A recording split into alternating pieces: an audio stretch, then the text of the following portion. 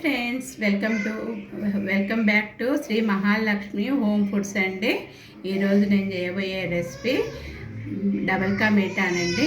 Double కా మీఠాకు కావాల్సిన పదార్థములు బ్రెడ్, కాజు, కిస్మిస్, ఇలాచి పొడి, బాదాము, షుగరు, మిల్క్ అండి. ప్రాసెస్ స్టార్ట్ చేస్తున్నామండి. ఇప్పుడు ఈ బ్రెడ్ను ఇట్లా ఎడ్జెస్ ఇట్లా కట్ చేసుకోవాలండి. 4 సైడ్స్ ఇట్లా కట్ చేసుకొని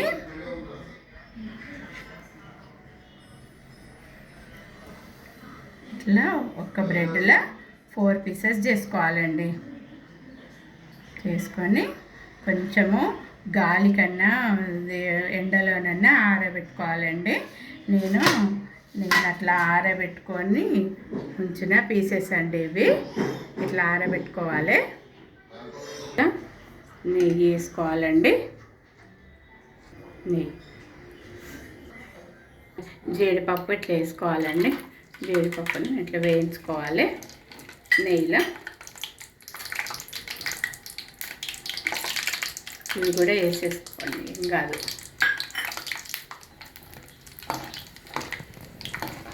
పాలు పెట్టుకున్నామండి. ఇటు పాలు మరుగుతుంటుంది, ఇటేమో ఈ బ్రెడ్ ప్రాసెస్ స్టార్ట్ చేసుకున్నామండి. వేయించుకోవాలండి వీటిని, డ్రై ఫ్రూట్స్ను. కిస్మిస్ కూడా వేసుకోవాలండి. ఇప్పుడే కిస్మిస్ని కూడా ఇప్పుడే వేసుకోవాలి. ఇట్లా తీసేసుకుందాము. ఈ బ్రెడ్స్ని ఇప్పుడు వీటిలలో వేసుకోవాలండి. ఈ నెయ్యిలో వేసుకొని ఇట్లా మంచిగా గోలించుకోవాలి.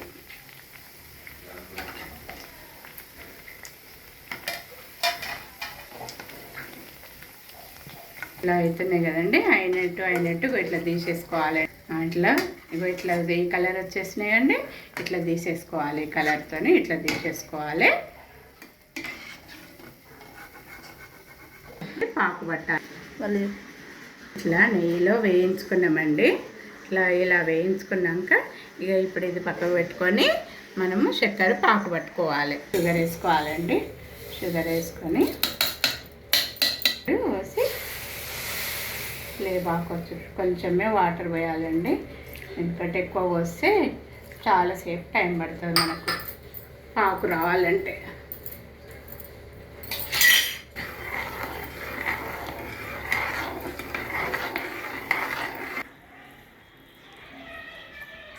ఇంకా ఇట్లా కొంచెం లైట్గా తీగలాగా రావాలండి. ఇట్లా లైట్గా తీగలాగా రావాలి. నెరీ పాకంలాగా రావద్దు. ఈ పాకం అయితే మనకు సరిపోతుంది.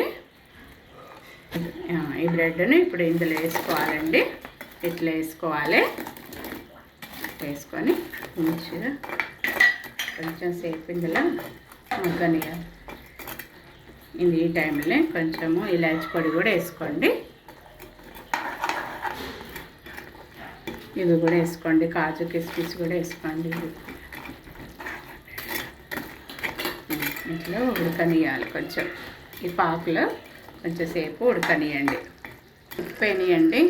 ఇప్పుడు మనం ఏం చేయాలంటే ఈ పాలను ఇందులో ఇట్లా పోసుకోవాలండి. పోసుకోవాలి. మీకు కనుక క్రీమ్ వచ్చే పాలు ఉంటే అవి తెచ్చుకోండి. మంచిగా ఇలా పోసుకోవాలండి. ఇదిగోండి డబుల్ కా మీఠా రెడీ అయిపోయిందండి. మీరు కూడా మా వీడియో చూసి మంచిగా ఇలా చేసుకోండి.